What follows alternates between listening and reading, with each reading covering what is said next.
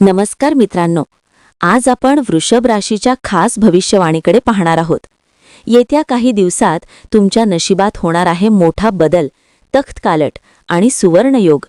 पण त्याआधी जर तुम्ही तुमच्या जीवनातील सकारात्मक ऊर्जा दुपटीने वाढवू इच्छित असाल तर मी तुम्हाला सुचवतो एक खास प्रॉडक्ट. मी खाली डिस्क्रिप्शन बॉक्समध्ये टाईप केलेले आहे. एकदा नक्की हे प्रॉडक्ट वापरून तुम्ही तुमच्या आयुष्यातील सुवर्णयोगाचा पूर्ण फायदा घेऊ शकता, नशिबाला योग्य दिशा देऊ शकता आणि येणाऱ्या बदलांना सहज स्वीकारू शकता. खाली दिलेल्या लिंकवर क्लिक करून तपासून बघा आणि हवे असल्यास खरेदीसुद्धा करा. चला तर मग सुरुवात करूया आणि पाहूया वृषभ राशीसाठी येणाऱ्या 5 दिवसात नशिबात काय धमाका होणार आहे. 10 फेब्रुवारीनंतर काळाची दिशा हळूहळू बदलू लागते आणि जे आत्तापर्यंत झाकून ठेवले गेले होते ते आता स्पष्टपणे समोर येऊ लागते. ज्योतिषशास्त्रानुसार काही वेळा ग्रहांची गती अशी होते की सत्य लपवून ठेवणे अशक्य बनते. या काळात मनात दडलेले प्रश्न, न सांगितलेल्या भावना आणि दागून ठेवलेले निर्णय अचानक उफाळून वर येतात. अनेकांना असे वाटते की अचानक परिस्थिती का बदलते आहे, पण यामागे दैवी संकेत कार्यरत असतात. हा काळ सावध राहण्याचा आहे, कारण प्रत्येक कृतीचा परिणाम वेगाने समोर येतो. विचार न करता बोललेले शब्दही मोठे वाद निर्माण करू शकतात. म्हणूनच अंतर्मन शांत ठेवणे अत्यंत आवश्यक ठरते. संयम आणि विवेक या 2 गोष्टींची खरी परीक्षा आता सुरू होते. या कालखंडात पहिलं गुपित म्हणजे नात्यांमधील खरा चेहरा समोर येणे. जी माणसं आत्तापर्यंत आपल्यासमोर वेगळा आणि मागे वेगळा व्यवहार करत होती त्यांची खरी भूमिका उघड होऊ शकते. अध्यात्म सांगते की सत्य कधीही कायम लपून राहत नाही. घरातील वातावरण अचानक तणावपूर्ण होण्यामागे हेच कारण असते. छोट्या गोष्टी मोठ्या वादाचे रूप घेतात, पण हा तमाशा नाशासाठी नसून शुद्धीकरणासाठी असतो. जे खोटं आहे ते तुटतं, जे खरं आहे ते टिकतं. त्यामुळे भावनेच्या भरात निर्णय न घेता शांतपणे परिस्थिती पाहणे आवश्यक आहे. दुसरं गुपित हे आर्थिक आणि जबाबदाऱ्यांशी संबंधित असू शकतं. जे विषय आत्तापर्यंत टाळले गेले होते त्यावर आता चर्चा होणे अपरिहार्य ठरते. काही खर्च, काही वचने किंवा काही व्यवहार अचानक समोर येऊन घरात वादाची ठिणगी पेटवू शकतात. ज्योतिषशास्त्रानुसार हा काळ कर्मफळाचा असतो. आधी केलेल्या कृतींचे परिणाम आता दिसू लागतात.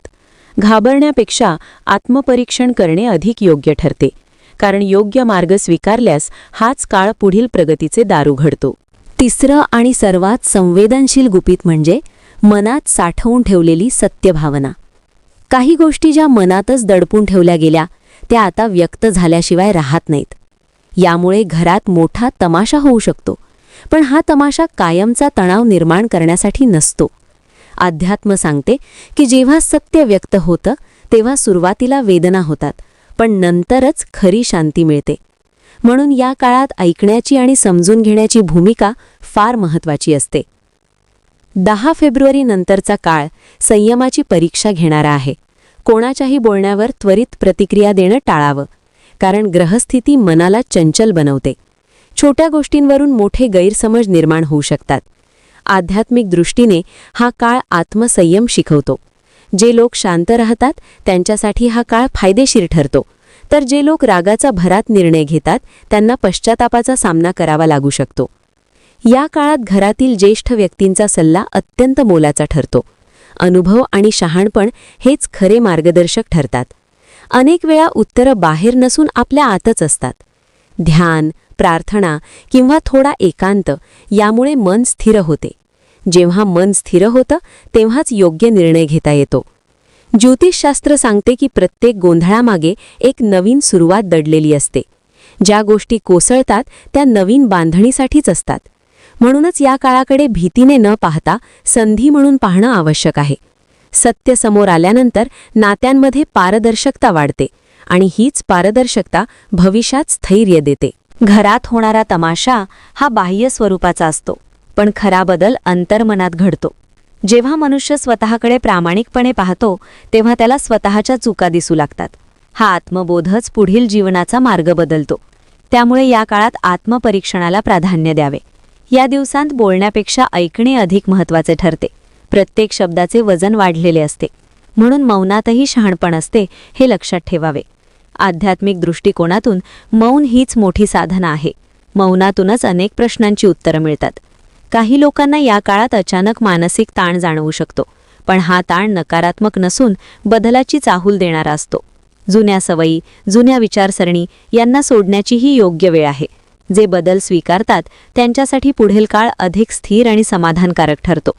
दैवी संकेत अनेकदा साध्या घटनांमधून मिळतात. अचानक घडणाऱ्या घटना आपल्याला थांबवून विचार करायला भाग पाडतात. या काळात मिळणाऱ्या संकेतांकडे दुर्लक्ष करू नये, कारण ते आपल्याला योग्य मार्गावर आणण्यासाठीच असतात. घरातील वातावरण सुधारण्यासाठी सकारात्मक ऊर्जा निर्माण करणे आवश्यक आहे. स्वच्छ विचार, शांत शब्द आणि प्रामाणिक भावना यामुळेच स्थैर्य येते.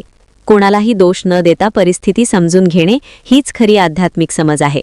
10 फेब्रुवारी नंतरचा हा काळ अनेकांसाठी जागृती घेऊन येतो.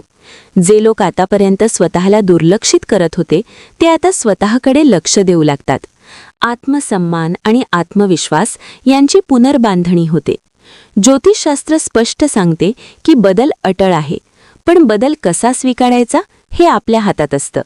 राग, अहंकार आणि हट्ट सोडल्यास हा काळ आशीर्वाद ठरतो, अन्यथा हाच काळ संघर्ष वाढवतो. या काळात सर्वात महत्त्वाची गोष्ट म्हणजे मन आणि बुद्धी यांच्यात समतोल राखणे. ग्रहांच्या प्रभावामुळे अनेक वेळा मन वेगाने प्रतिक्रिया देऊ पाहते, पण बुद्धी शांत राहण्याचा संकेत देते. अशा वेळी बुद्धीचा आवाज ऐकणे अत्यंत आवश्यक ठरते.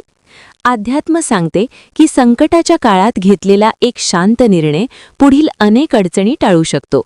घरातील परिस्थिती कितीही गोंधळाची वाटली तरी अंतर्मन शांत ठेवले तर मार्ग आपोआप सापडतो. जे लोक या काळात स्वतःवर नियंत्रण ठेवतात त्यांना नंतर पश्चात्ताप करावा लागत नाही. हा काळ स्वतःची मानसिक ताकद ओळखून घेण्याचा आहे. ज्योतिषशास्त्रानुसार जेव्हा सत्य अचानक समोर येते तेव्हा अनेक नाती कसोटीवर लागतात. काही नाती मजबूत बनतात तर काही नाती आपोआप दूर होतात.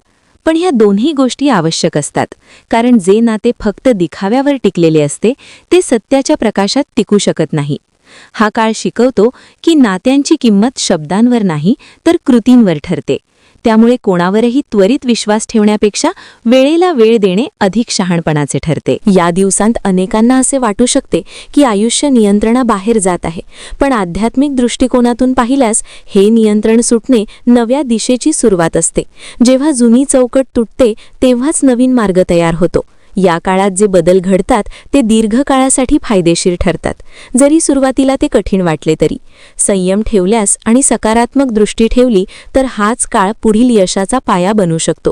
शेवटचा आणि अत्यंत महत्त्वाचा संदेश म्हणजे स्वतःवर आणि दैवी शक्तीवर विश्वास ठेवणे. प्रत्येक घडामोड ही आपल्याला काहीतरी शिकवण्यासाठीच येते. घरात झालेला गोंधळ, उघडकीस आलेली गुपिते आणि आलेले आव्हानं हे सर्व अंतर्गत शुद्धीकरणाचा भाग असतात. जो व्यक्ती या काळातून शांतपणे आणि श्रद्धेने जातो त्याच्यासाठी पुढचा काळ स्थैर्य, स्पष्टता आणि मानसिक समाधान घेऊन येतो. म्हणून घाबरू नका, संयम ठेवा आणि सत्याला सामोरे जा, कारण सत्यच शेवटी मुक्ती देते. शेवटी एवढंच सांगावंसं वाटतं की सत्य उघडकीस येणं हे भीतीदायक नसून मुक्त करणारे असते. घरात झालेला तमाशा हा कायमचा नसतो, पण त्यातून मिळणारी शिकवण आयुष्यभर साथ देते. संयम, श्रद्धा आणि सकारात्मक दृष्टिकोन ठेवला तर हा काळ तुमच्यासाठी चमत्कार घडवणारा ठरू शकतो.